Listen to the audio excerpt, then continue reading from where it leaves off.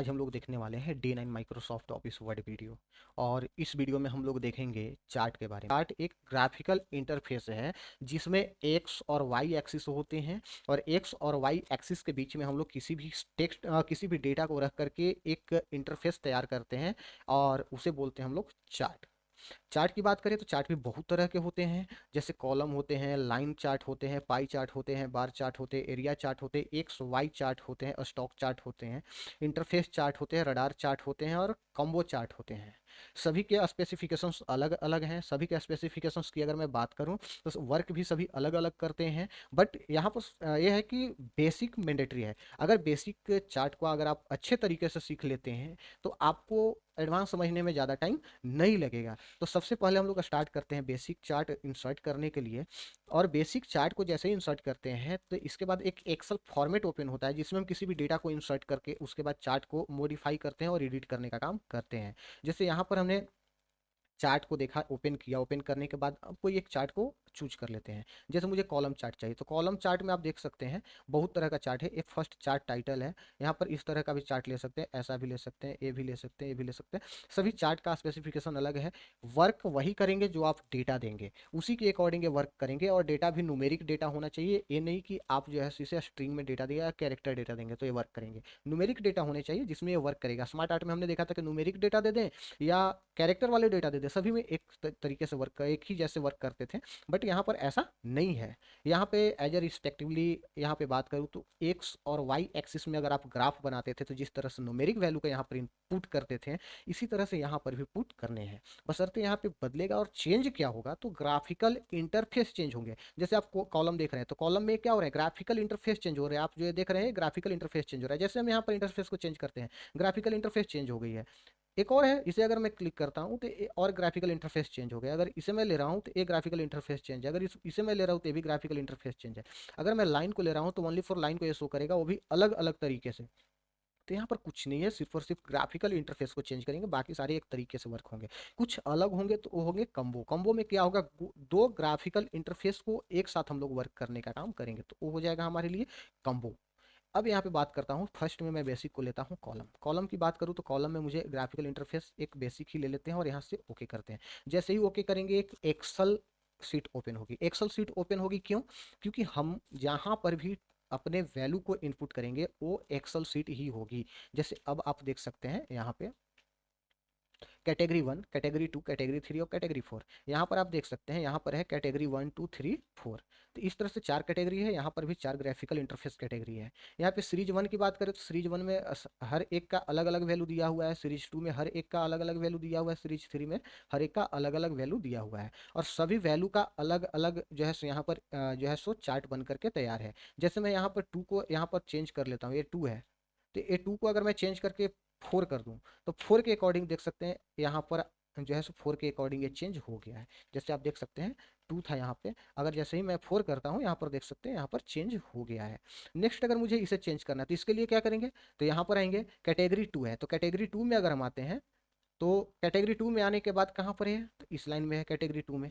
तो कैटेगरी 2 में वैल्यू इसका कितना, जैसे इसके ऊपर जाते हैं कैटेगरी 2 ना, उसके बाद वैल्यू कितना है 2.5 है। इट मीन कैटेगरी 2 का 2.5 वैल्यू है। तो इस 2.5 वैल्यू को हम लोग अगर यहाँ पर 7 कर देते हैं, इंटर कर देते हैं, तो इसके अकॉर्डिंग ये 7 हो जाएगा।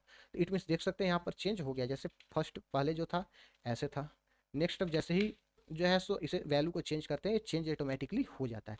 अगर मुझे नई कैटेगरी बनाना है तो यहाँ पर कोई भी नाम लिख दे, जैसे अमन। अमन के नाम से कैटेगरी बनाने हैं मुझे, तो अमन के नाम से कैटेगरी ऑटोमेटिक यहाँ पर क्रिएट हो जाएंगे। आप देख सकते हैं यहाँ पर कैटेगरी क्रिएट हो गए हैं। अमन का वैल्यू डालना है। जैसे सीरीज 1 में मेरा वैल्यू मेरे तरफ से अमन का वैल्यू है 3, तो 3 जैसे ही लिखते हैं यहाँ पर देख सकते हैं एक इंटरफेस बन करके तैयार हो जाएगा अमन के भी नाम से। देख सकते हैं 3 का यहाँ पर तैयार हो चुका है। नेक्स्ट अगर मैं बात करूँ 5 को जैसे ही मैं क्लिक करके नेक्स्ट करता हूँ तो 5 के अकॉर्डिंग यहाँ पर डेटा तैयार हो गया है। यहाँ पर अगर मैं कर दूँ 9 तो 9 के अकॉर्डिंग मेरा डेटा तैयार हो गया है। तो इस तरह से हम लोग क्या करेंगे, यहाँ पर चेंज करने का काम करेंगे। 6 है तो 6 के अकॉर्डिंग तैयार हो चुका है। नेक्स्ट अगर मैं बात करूँ सीरीज 3 के बाद सीरीज 4 भी अगर मुझे जोड़ने हो तो यहाँ पर क्या करेंगे, यहाँ पर सीरीज लिख देंगे। ये कोई जरूरी नहीं कि सीरीज ही लिखे, सीरीज की जगह पर और भी हम लिख सकते हैं, जैसे S4 भी लिख सकते हैं डायरेक्टली। तो S4 हमने लिख दिया। अब आप देख सकते हैं S4 भी सभी जगहों पर बन करके तैयार हो जाएगा। देख सकते हैं यहाँ पे S4 बनने के लिए तैयार है। नेक्स्ट अगर मैं बात करूँ यहाँ पर है 2, यहाँ पर देते हैं 2.5। यहाँ पर देते हैं 3, यहाँ पर देते हैं 3.2, और नेक्स्ट अगर मैं दे रहा हूँ तो यहाँ पर दे रहा हूँ 4। इसके अकॉर्डिंग देख सकते हैं यहाँ पर एक येलो कलर का एक और लाइन बना हुआ है, वो S4 को या सीरीज 4 को ये क्या कर रहा है, शो ऑफ करने का काम कर रहा है। तो इस तरह से हम लोग क्या करेंगे, ग्राफिकल इंटरफेस बनाएंगे। ग्राफिकल इंटरफेस बनाने के बाद उसमें किसी वैल्यू को पुट करेंगे, और पुट करने के बाद जैसे ही यहाँ पे क्रॉस हम लोग करते हैं, आप देख सकते हैं यहाँ पे क्रॉस करने के बाद एक्सेल सीट मेरा क्लोज हो चुका। अब नेक्स्ट हम लोग डिजाइन और फॉर्मेट, नेक्स्ट हम लोग पढ़ने वाले हैं। फॉर्मेट हमने माइक्रोसॉफ्ट ऑफिस वर्ड के हाउ टू इंसर्ट पिक्चर वाले जो वीडियो है उसमें हमने बताया हुआ है, बट डिजाइन को यहाँ पर मैं बताता हूँ जो जो है यहाँ पर नेक्स्ट लेवल का होने वाला है। Add chart element, add add chart element में अगर मैं बात करूँ तो यहाँ पर जो है एक्सिस हम लोग ऐड करने का काम करेंगे। जैसे प्राइमरी एक्सिस या एक्सिस, हॉरिजॉन्टल एक्सिस हम लोग जो है सो प्राइमरी हॉरिजॉन्टल को हम लोग करेंगे, प्राइमरी वर्टिकल को हम लोग करेंगे। इस तरह से हम लोग क्या करेंगे, यहाँ पे इंसर्ट करने का काम करेंगे। नेक्स्ट अगर बात करते हैं एक्सिस टाइटल, एक्सिस टाइटल में बात करते हैं प्राइमरी हॉरिजॉन्टल में, तो प्राइमरी हॉरिजॉन्टल में एक्सिस टाइटल क्या है, चार्ट टाइटल है। इस तरह से अगर और चाहें तो एक्सिस में हम लोग प्राइमरी वर्टिकल में अगर करें तो वर्टिकल में देख सकते हैं एक्सिस टाइटल यहाँ पर आ गया है। नेक्स्ट अगर मैं बात करूँ chart table, chart title, chart title में चार्ट टाइटल को हम लोग डिफाइन करने का काम करेंगे। चार्ट टाइटल में क्या है क्या नहीं है उस सारी चीज़ों को डिफाइन करेंगे। डेटा लेवल की बात करें तो डेटा हम लोग जो लिखे हुए हैं जिसका क्या किसका वैल्यू है वो चीज़ों को डिफाइन करेंगे हम लोग। कहाँ पहले डेटा हमारा यहाँ पर डिफाइन नहीं हो रहा था, लेकिन जैसे ही डेटा लेवल्स में जाते हैं और जाने के बाद यहाँ पर जाते हैं तो जैसे data call out, call out पे जैसे क्लिक करते हैं तो कॉल आउट के फॉर्मेट में ये आ जाता है। जैसे यहाँ पर क्लिक किए कॉल आउट के फॉर्मेट में आ गया मेरा। अगर यहाँ पर चलते हैं डेटा डेटा लेवल्स में और कॉल आउट के जहाँ पर इनसाइड एंड करते हैं तो इनसाइड एंड पे आ जाएगा। इनसाइड बेस पे जाते हैं तो इनसाइड बेस पे आ जाएगा। इनसाइड एंड पे जाते हैं, सेंटर पे जाते हैं तो सेंटर पे आ जाएगा, नन पे जाते हैं तो नन पे आ जाएगा। तो इस तरह से यहाँ पर जो है सो आने का काम करेगा। तो इस तरह से आप इस खुद अपने तरीके से डिफाइन करने का काम कर सकते हैं, इसमें कोई प्रॉब्लम नहीं है। नेक्स्ट अगर मैं बात करूँ एरर बार, एरर बार में जो है सो एरर बार में इस तरह से दिखाई देगा। ग्रिड लाइन्स की बात करें तो ग्रिड लाइन यहाँ पर शो करने का काम करेगा। लीजेंड की बात करें तो लीजेंड में जो है सो अलग अलग तरीके से लीजेंड आपका शो करने का काम करेगा। ट्रेंड लाइन की बात करें तो ट्रेंड लाइन में जो है सो आपका एक लाइन क्लियर करेगा जिस लाइन के ऊपर जो है सो आप लोग वर्क कीजिएगा। लेकिन इसमें जो है so trade line based on series, कौन से सीरीज के अकॉर्डिंग चलना है, सीरीज 1, सीरीज 2, सीरीज 3 और सीरीज 4। हमने 4 सीरीज यहाँ पर बनाया हुआ था, तो सीरीज 1 के अकॉर्डिंग चलना है तो सीरीज 1 के अकॉर्डिंग एक लाइन यहाँ से इस तरह से ओपन एक ड्रॉ करने का काम कर देगा। जैसे मैं यहाँ पर ओके जैसे ही करता हूँ देख सकते हैं एक लाइन मेरा हो गया। इट मीन जिससे पहले बढ़ रहा था धीरे धीरे घट रहा है, जैसे आप सेंसेक्स में देखे होंगे। नेक्स्ट अगर बात करूँ क्विक लेआउट, क्विक लेआउट में क्या होता है, लेआउट को हम क्विकली यहाँ से प्री डिफाइंड होता है जिससे आप यहाँ पर इंसर्ट कर सकते हैं। जैसे यहाँ पर क्विक लेआउट में इस तरह से आप जैसे डेटा को जो है सो मतलब चार्ट को जो है सो डिफाइन कर सकते हैं। तो इस तरह से है क्विक लेआउट। नेक्स्ट अगर मैं बात करता हूँ चेंज कलर, चेंज कलर की बात करूँ तो चेंज यहाँ पर अपने अकॉर्डिंग जो भी चाहे जैसा भी चाहे आप उसके अपने अकॉर्डिंग चेंज कर सकते हैं। जैसे देख रहे हैं चेंज हो रहा है, तो इस तरह से आप चेंज कर सकते हैं अपने अकॉर्डिंग। और यहाँ पर कोई प्रॉब्लम भी नहीं है, जैसा भी ब्लैक एंड व्हाइट में लेना चाहें, कलर में लेना चाहें, कलर अलग अलग लेना चाहें तो आपके ऊपर डिपेंड करता है आप कैसा कलर लेना चाहते हैं। नेक्स्ट अगर मैं यहाँ पे बात करता हूँ चार्ट स्टाइल, चार्ट स्टाइल में बहुत अलग अलग तरह के स्टाइल है जिससे आप लोग यहाँ पर चूज कर सकते हैं जैसा भी स्टाइल। जैसे मुझे ऐसा स्टाइल चाहिए तो ये स्टाइल के ऊपर जाकर क्लिक करेंगे, ये ऐसा स्टाइल बन करके मेरे पास रेडी हो जाएगा। जैसे ये स्टाइल चाहिए तो इस स्टाइल के ऊपर जाकर के क्लिक करेंगे, ये प्री डिफाइंड स्टाइल है जिसे आप इंसर्ट कर सकते हैं। नेक्स्ट है switch row to column, select data, edit data. अब मैं बात करता हूँ सिलेक्ट डेटा, सिलेक्ट डेटा की अगर मैं बात करूँ तो जो भी डेटा को मुझे सिलेक्ट करना होगा वो डेटा को हम लोग सिलेक्ट कर सकते हैं। कैसे, ये मैं बता रहा हूँ। जैसे देख सकते हैं यहाँ पर एक्सेल सीट ओपन हो गई है। अब जो जो डेटा को मुझे सिलेक्ट करने हैं वो डेटा को हम लोग यहाँ पर एडिट कर करके, जैसे मुझे जो है सो कैटेगरी 3 को नहीं लेने हैं, कैटेगरी 3 को हमने क्या किया, अनचेक कर दिया। अब जैसे ओके करेंगे ये कैटेगरी 3 यहाँ से हट जाएगा। आप देख सकते हैं कैटेगरी 3 यहाँ से हट गई। कैटेगरी 1 है, कैटेगरी 2 है, उसके बाद कैटेगरी 3 नहीं है, कैटेगरी 4 है डायरेक्ट, इसके बाद अमन है। तो इस तरह से हम लोग कैटेगरी को चूज कर सकते हैं और यहाँ से हम लोग उसे जो है सो शो और हाइड करने का काम कर सकते हैं। तो इस तरह से हमारा है कैटेगरी सिलेक्ट डेटा। नेक्स्ट है एडिट डेटा, एडिट डेटा में क्या होता है कि जो हमने डेटा एक्सेल सीट पे लिखा था उसे हम लोग एडिट कर सकते हैं। जैसे edit data in Excel 13।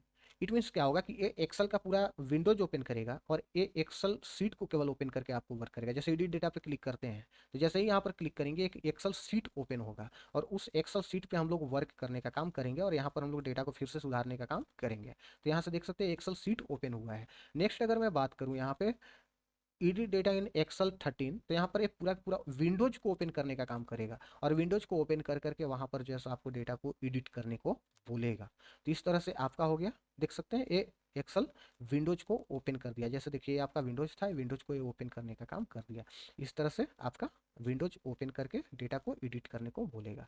Next अगर बात करते हैं चेंज टाइप चार्ट टाइप की बात करें तो यहाँ पे चार्ट को हम लोग अलग अलग तरीके से चेंज कर सकते हैं। जैसे लाइन को लेना है तो हम लोग लाइन को लेकर के यहाँ से ओके कर देंगे, ये लाइन में पूरा कन्वर्ट हो जाएगा, टोटली जैसे कन्वर्ट होकर के लाइन में आ जाएगा। इसी तरह से पाई चार्ट में लेने हैं तो पाई चार्ट के ऊपर जाएंगे और पाई चार्ट के यहाँ को यहाँ पर जो है सो सिलेक्ट कर लेंगे कैसे क्या करना है। जैसे मुझे ए लेना है तो इस तरह से पाई चार्ट को सिलेक्ट करके ओके कर देंगे। उसके अकॉर्डिंग आप देख सकते हैं यहाँ पे बन करके तैयार है एक पाई चार्ट। पाई चार्ट को भी यहाँ से हम मॉडिफाई कर सकते हैं अलग अलग तरीके से, जैसा भी चाहे वैसा हम लोग मॉडिफाई कर सकते हैं। तो इस तरह से है चेंज चार्ट टाइप। नेक्स्ट है फॉर्मेट। फॉर्मेट की अगर बात करूँ तो ये सब सारी चीज़ें मेरा बताया हुआ है Microsoft Office Word, how to insert pictures in Microsoft Office Word. तो इसमें आपको टोटल ए टू जेड बताया हुआ है जो यहाँ पर दिया हुआ है। तो आप, मैं चाहता हूँ कि आप वहाँ पर जा करके उस वीडियो को वॉच करें और वॉच करने के बाद जो है इसे आप वंस अगेन कर करके देखें। आपको ऑलरेडी मालूम चलेगा कि ये कुछ ज़्यादा वास्ट चीज़ें नहीं है। इस तरह से नेक्स्ट वीडियो में हम लोग देखने वाले इंसर्ट में ही नहीं, नेक्स्ट वीडियो देखने से पहले एक कॉम्प्लीमेंट्री गिफ्ट है जो आप लोगों के लिए है, जो यहाँ पर आप लोगों को मैं बताने वाला हूँ।